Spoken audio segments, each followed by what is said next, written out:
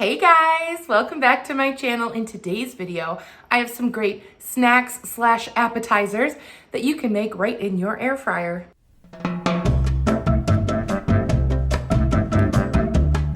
All right, if you're new here, hello, I'm Claire. Welcome. Come on in, make yourselves comfortable. Make sure you subscribe if you like this video because there's a lot of this type of content on this channel and we'd be happy to have you over here. So if you're not new here, it won't surprise you that I love my air fryer. I especially love it not only for like quick lunches and stuff for the kids, but if I've got like a big dinner that I'm cooking in the oven, it's like a bonus oven that I can do like something separate in that doesn't need to be the same temperature as the oven. You know what I mean? So I thought I would share some great appetizers for you. If your oven and your stove are tied up with the main dish, use your air fryer to make these quick appetizers that if you're entertaining or you're just making food for the family, everyone will love these. All right, let's just get right into it. All right, my first recipe are for these delicious green bean fries. You're going to need beans. You're also going to need almond flour, Parmesan cheese, eggs, some baking powder. I'm using salt, pepper, and some cayenne, but you could definitely use whatever spices that you're in the mood for. And I'm just getting these green beans just kind of cleaned up, getting the little tips chopped off of them really quickly. And now I am making my little mixture here. This is half a cup of Parmesan cheese. It's the kind that's kind of powdery, you know what I mean? And I'm also using almond flour here. I suppose you could use regular flour, but I really liked sort of this toasty sort of idea for the coating, and that's a third of a cup of that almond flour. And then I'm just throwing in a dash of salt and pepper and cayenne just to give it a little bit of heat. And now I'm just sprinkling in a little bit of baking powder and mixing that all up. Now I've got an egg that I'm just going to beat a little bit. And I'm also going to prep my air fryer with a little bit of cooking spray. And now I am just rolling those beans in the egg and then in my little mixture. This preheated actually at 400 degrees, just so you know. I'm not putting it in a cold air fryer, but that seemed a little boring to film. You can also do this with asparagus or snap peas. Now I'm going to throw it in my air fryer at 400 degrees, and I'm going to cook it for 5 minutes. After the 5 minutes is up, I'm going to flip them. You could just shake the basket, but I didn't want any of that coating to come loose, so I flipped them manually. And now I'm putting it on for 5 more minutes. And that's it. They are nice and crispy. These were really, really good. I think if you have like maybe a picky eater at home, this might be a way to get them to eat beans. I mean, it didn't work on my picky eaters, but you know. And I'm serving that with a little bit of ranch, and what a delicious little snack this was.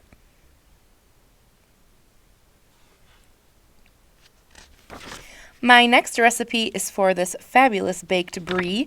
You're going to need an apple, a round of brie, a can of crescent rolls, some honey, and some brown sugar. So not very many ingredients here, which I love. And the first thing I'm going to do is cut up these apples. Use whatever apple variety that you like the best. I need total a third a cup of these chopped up apples. And I'm not trying that hard. I just, chopped them a bit. Now I'm going to mix it together. I've got 2 tablespoons of brown sugar as well as 2 tablespoons of honey. I'm going to mix that in along with my apples. This actually was so easy to make, and I can't believe how beautiful it was in the end, so I'm definitely going to do this recipe again. Here I've got my crescent rolls on top of some parchment paper. I'm dividing them in half, so there's going to be 4 crescent rolls that I'm just smushing together to make 2 sort of squares. Next, I've got my brie here, and I'm going to actually peel the rind off the sides just so that the sides will get a little bit gooey with the cheese. So you don't have to do this part, but I thought it was a good idea so that the edges would get really nice and melty.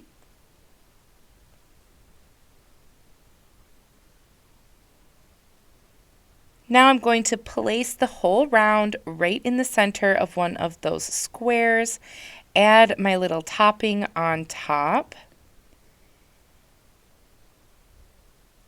And then I am going to sandwich this cheese with my crescent rolls, just being sure that all of the openings are nice and pinched close. I probably could have gotten a little bit more creative with the presentation around it, but it's not like a pie crust, it's a lot softer, so it wasn't really holding any like scallops or anything that you do a little fancier. And I'm throwing this with the parchment paper in my preheated air fryer. This is at 350 degrees. And I'm going to throw it in there for 9 minutes, although this could have gone a little bit further, I think. But the 9 minutes did work out just fine. And plating it, of course, I'm going to make a nice little charcuterie board out of this. This would be like the perfect opportunity to serve something like this while something else was cooking in your oven and you had company over. This is definitely like a fancier dish to present. And it was so good. And with that 9 minutes, the inside stayed like warm but not liquid. Because sometimes if you put brie in for too long, it'll just be like total liquid inside. And if you are into that kind of cheese, then that's fine. You might want to put it in for a couple more minutes. But I liked that I could still sort of slice it and it kept its shape. It was really good. My next recipe is for this super easy toasted ravioli. You're going to need frozen ravioli of your choice, some Italian breadcrumbs, and some milk. It's that easy. All you do is dunk your frozen ravioli in the milk and then toss it in your breadcrumbs. Now, I know you can buy toasted ravioli that's already frozen that you can throw in your air fryer. However, that stuff has already been like fried, and doing it this way, it means that you skip that whole frying section. So if you're trying to avoid fried foods, or if maybe you're a little bit sensitive to super greasy things, this is definitely the way to do it. And I am throwing that in for 3 minutes at 400 degrees. Then I am going to just spritz it down with a little bit of cooking spray, put it back in for another 5 minutes, and these turned out just like so crisp and perfect. And I love that I got to choose my own ravioli to make the toasted ones out of, because the ones at the store usually have beef in them and I prefer a cheese ravioli. So I was really happy with this. These would be good in ranch or some marinara sauce, the perfect appetizer.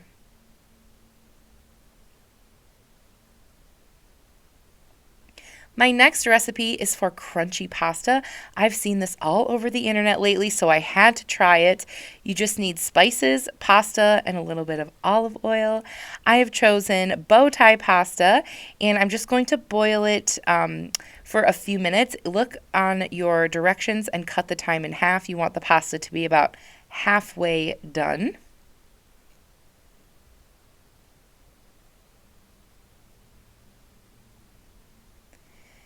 And honestly, this one was kind of a weird one to me, but it turned out pretty good. Now I am just adding some salt, a little drizzle of olive oil, and some pepper. And this spice I've been using all the time. It's from Aldi. It's a garlic and herb mix, and it's good on everything. I just love it. So I'm throwing that on there too, giving it a good mix. And I'm throwing this in the air fryer at 390 degrees. And I am going to cook that for 5 minutes. I will say not all of them got super, super crispy. I think I put too many in there. These do better on a smaller batch, I found. After the 5 minutes is up, I gave it a good shake and returned it to the air fryer for an additional 3 minutes. And the ones that were on the outside got super crunchy and crispy, and they were really good. So yeah, I would definitely recommend doing maybe a slightly smaller batch than I did, unless you have a gigantic air fryer. I don't know. Next, I'm going to do a little bit of tofu.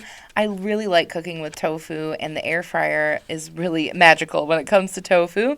And I've picked also up this slow cooker sauce. I don't have a tofu press. I just use a cutting board and a kettlebell, so nothing fancy over here. And of course, you want to press your tofu to get any extra liquid out of it. So I just did that for a few minutes while I was cooking some of the other stuff. Now I am just going to slice it up a bit to make the chunks a little bit easier. And the smaller the chunks are, like the more crispy it's going to get.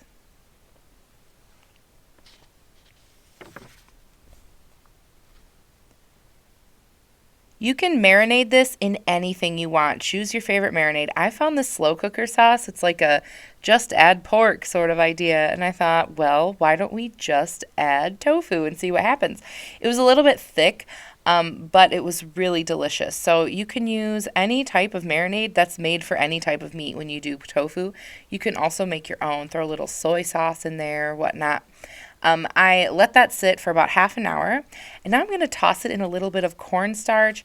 Cornstarch definitely helps anything become a little bit more crispy. So if you're doing chicken wings, if you're doing, anything like that, tossing it in a little bit of cornstarch is really going to help, and that really is true for tofu especially. So I just threw a little bit on and tossed it around in there, and that'll just help with the crispness factor.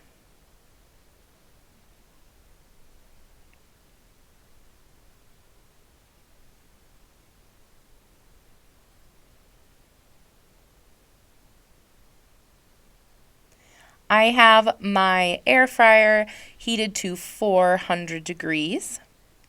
We're going to pop those in there for 10 minutes. After 10 minutes, we're going to give it a little shake and pop it back in there for 5 more.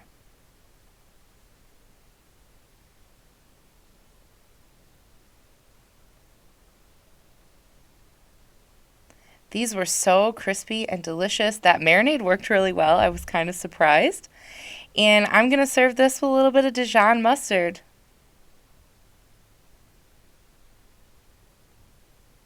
All right, you guys, those were all my recipes. Leave me a comment down below which one was your favorite, which one looked the best. Do you do any of these things in your air fryer already? I'd love to hear. What's your favorite appetizer or snack that you make in your air fryer? I'd love more ideas because I am constantly doing new and different things in my air fryer, and I would love your ideas. So let me know, and of course, come on back for more, and I'll see you guys in my next one. Thank you so much for watching. Bye.